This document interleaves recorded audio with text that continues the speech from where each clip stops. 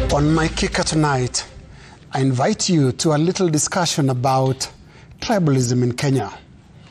Yes, I know we prefer to talk about that subject in hushed tones, but let us for a moment drop that fake hypocritical cowardice and talk about that little tree in the middle of our collective Garden of Eden.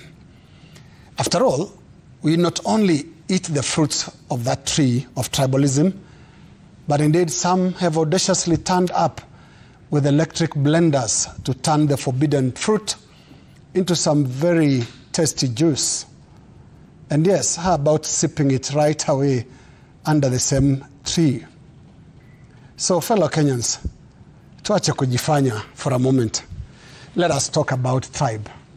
Okay then, I'll go first. I am a Maasai, pure and proud, born and bred. Now, in the context of our discussion on tribalism in Kenya, I offer that there'll be very little to accuse the Maasai of.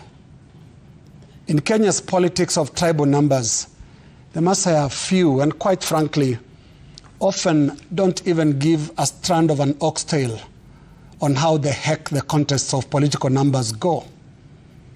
For a Maasai, it is Inkera, that is women and children, or Inkishu, that is cows, or Enkai, that is God, the giver of rains. The rest really don't matter that much. And they have not quite cared for a while. Indeed, our forefathers straddled the land back in the era of greatness, leaving behind beautiful names that include Enkare Nairobi, that is the place of cold waters that became this, our capital.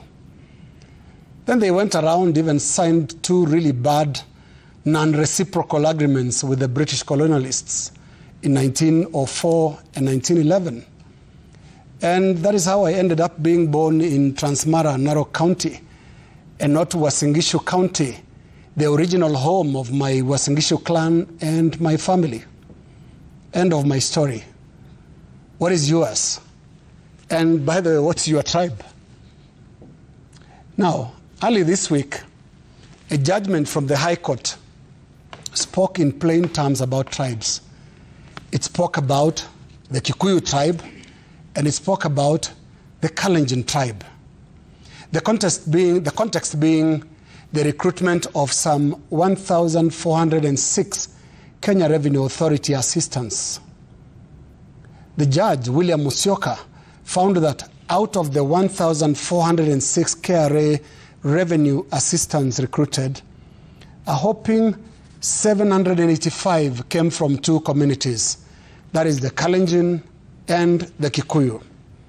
The judge observed that in a country of over 40 tribes, this constituted a 56% lion's share for only two communities. The judge broke it down further, detailing that in terms of the specific areas, the majority of recruits came from the home area of, listen to this, the chairman of the Kenya Revenue Authority, Anthony Mwaura. The judge then observed that KRA is dominated by the two communities, ostensibly because of their closeness to power. Now, Justice Musyoka declared the appointments as unconstitutional, citing various articles that the skewed recruitment had violated. Now, the judge's hands were tied, and he stated as much.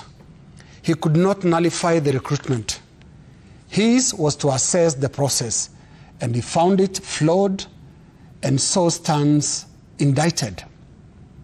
We are now left with a judgment that must be issued to KRA and the government as a certificate of bad conduct. Tribalism should not be that blatant and that shameless. For a National Revenue Authority to recruit a SIF for a mission of collecting ethnic marbles should be found plain below the standards of nationhood.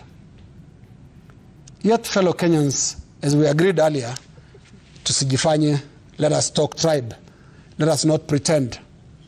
This is how we have always conducted ourselves. It was just that KRA forgot to draw the curtains. What are the chances that that is the trend right across government departments, especially in a situation where top leadership has invoked shareholding rights? How about simple questions of conscience like, if two communities take 56%, what happens to 41 other communities? And all the while, how do the rest of the so-called fellow countrymen actually feel in the face of such blatant bad table manners? Justice Musyoka may not interfere with the dining table, but it has held the mirror for Kenyans to look at their collective, ugly, tribal face. Yet a few facts of life must hold. Tribalism, just like colonialism and just like racism, including apartheid, is not sustainable in the long run. It is a realization that Kenya's big tribes must come to terms with sooner rather than later. As Kenyans divide themselves into voting blocks along ethnic lines, let them be aware that governments formed out of tribal majorities have no sustainable way of doling out tribe-specific favors. You just need to look at the agonizing consumption of the finer print of the Finance Act 2023. Did you see that awkward discussion about farmers from Mount Kenya versus those from Rift Valley and a bit of Western Kenya? Talk of a cul-de-sac. So, meantime, what happens to the tax-paying camel herders of Loyangalani, fishermen of Tana River, or cattle keepers of Loita Hills? Should they just be content with chanting ancient prayers during national holidays? Even though they mostly don't care, I don't really think it's okay or sustainable long term.